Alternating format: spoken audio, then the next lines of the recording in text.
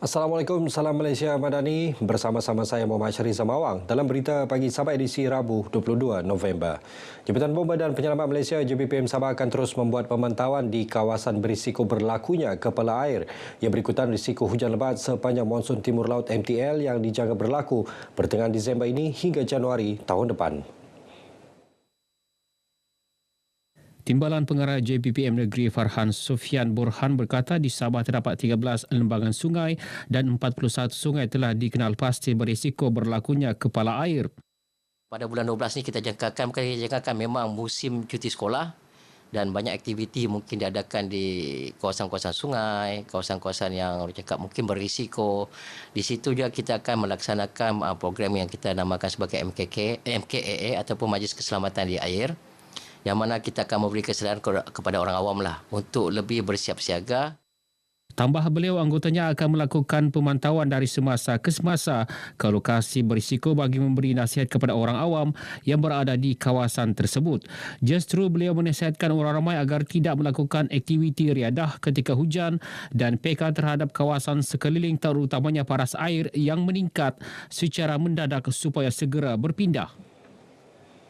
Seramai 249 penerima dari zon pedalaman atas menerima bantuan keuangan daripada kerajaan negeri berjumlah 7.68 juta ringgit melibatkan sekolah dan badan keagamaan bukan Islam tahun 2023. Daripada jumlah itu, 3.68 juta ringgit diberi kepada 38 sekolah, 3.17 juta ringgit kepada 194 gereja, 780,000 ringgit kepada 16 tokong dan 50,000 ringgit kepada sebuah kuil. Bantuan diserahkan Menteri Belia dan Sukan Dato' Elron Angin di Sekolah Jenis Kebangsaan Cina SJKC Yukyin, Keningau. Berucap dalam majlis ini, Dato' Elron berkata, bantuan berkenaan adalah bukti keprihatinan kerajaan negeri dalam memastikan sekolah dan badan keagamaan bukan Islam di negeri ini turut mendapat limpahan pembangunan. Pada masa sama, beliau berharap peruntukan tersebut dapat dipertingkatkan bagi memperbaiki dan membangunkan sekolah serta rumah ibadat. Golongan belia di negeri ini berharap Belanjawan Negeri 2024 yang akan dibentangkan pada 24 November ini akan memperuntukkan lebih banyak dana kepada golongan berkenaan. Ini termasuk membantu mengurangkan kos sara hidup rakyat yang semakin meningkat. Ahli Dewan Belia Sabah Dun Darau, Melville Morgan, meminta kerajaan melihat keperluan untuk penyelarasan kenaikan gaji minimum bagi pekerja swasta di negeri ini yang amat relevan dengan kenaikan kos sara hidup. Dan tentang isu gaji minima. Seperti apa yang kita lihat pada masa kini, gaji minima adalah 1,500. Dan kalau boleh, harapan kami bagi golongan anak muda ni dipertingkatkan sehingga ke 1,800 lah. Kerana apa yang kita lihat pada masa kini, ekonomi juga dalam meningkat, jadi kos sara hidup pun meningkat. Sementara itu, golongan nelayan berharap kerajaan memberi tumpuan kepada sektor perikanan.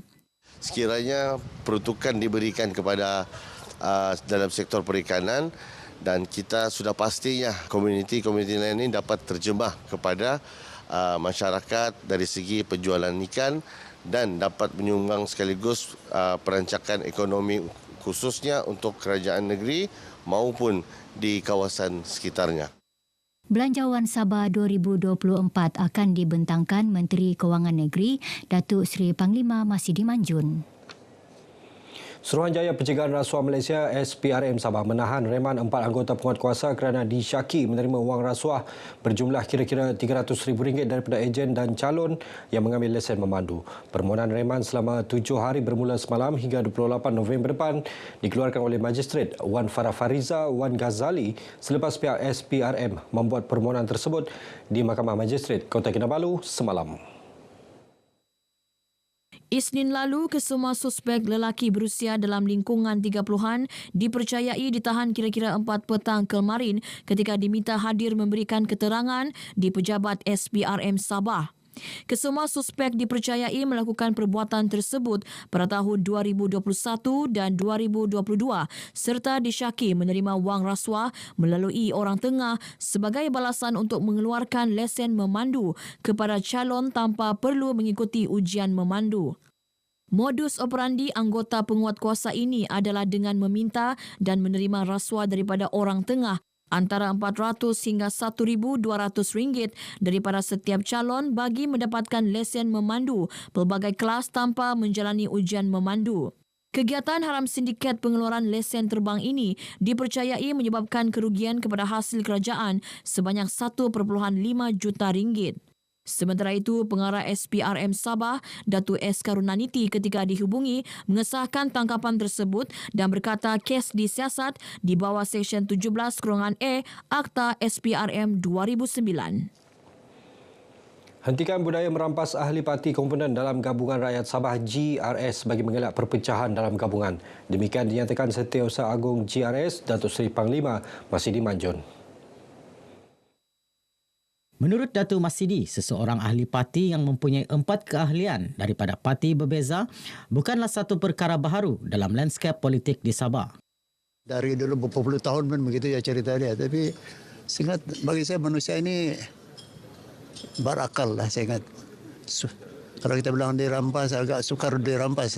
Kecuali atas kerelaan diri sendirilah. Saya tak fikir dia akan mengakibatkan perpecahan. Normal di Sabah lah bagi saya lah.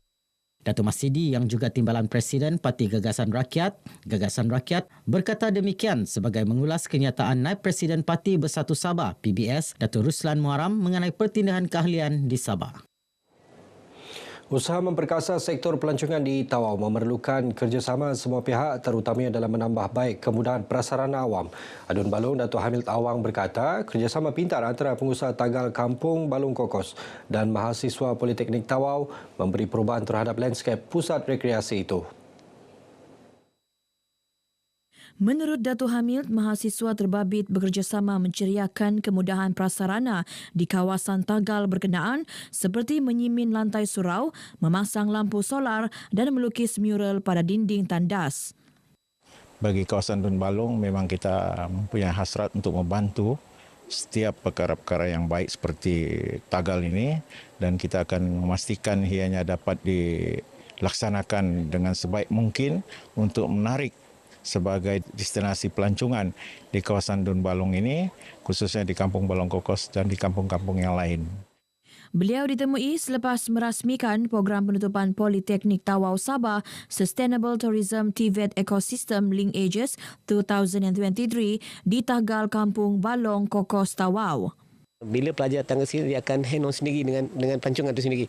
Macam mana dia nak uruskan pelancong, macam mana dia nak uruskan tempat-tempat pelancongan itu, macam mana nak promosikan. Ini kita kali-kali kita promosi secara percuma je. Ya, pelajar-pelajar akan masukkan dalam FB dia, dalam media sosial dia. Di sini ada Tagal. Lebih 50 pelajar diploma pengurusan pelancongan Politeknik Tawau menyertai program berkenaan. Kerjasama rapat antara pihak sekolah dengan rakan strategik berupaya meningkatkan pembangunan pendidikan di Sabah. Ini termasuk badan bukan kerajaan NGO, Persatuan Ibu Bapa dan Guru PIBG serta pengurusan penglibatan ibu bapa, komuniti dan sektor swasta PIBKS berganding bahu menggerakkan kemajuan sekolah. Pihak-pihak daripada yang berkepentingan dalam pendidikan adalah sangat penting untuk kita bersama-sama untuk meningkatkan kualiti dan kepimpinan dan juga kerjasama untuk membangunkan sekolah. Sebab itu saya menekankan dalam perkara ini agar pihak guru besar, pengetua, jangan kita ada gap yang jauh dengan pihak-pihak yang berkepentingan. Timbalan Pengarah Sektor Pengurusan Sekolah Jabatan Pendidikan Negeri Abidin Marjan ditemui RTM dalam Majlis Temu Mesra Pejabat Pendidikan Daerah PPD Papar di Kota Kinabalu. Program ini menyaksikan inisiatif 2024-2025 Rakan Strategik PPD Papar antaranya membabitkan syarikat pembinaan, bank dan kolej universiti. Dengan adanya kerjasama daripada rakan-rakan strategik ini, ia banyak membantu kami, membantu pihak sekolah terutamanya lah, bantuan kebajikan, bantuan kewangan kepada pihak sekolah untuk menjana aktiviti yang sebenarnya untuk tujuan kemenjadian murid, dan kita mengharapkan agar rakan strategik ini ianya akan berpanjangan untuk kemajuan pendidikan di daerah Papar. Terdapat 62 sekolah di daerah Papar, terdiri 11 sekolah menengah dan 51 sekolah rendah. Baik, sekian berita pagi Sabah kali ini. Menyusul selepas ini berita pagi Sarawak. Dari sungai hingga ke segara, Palestin pasti merdeka.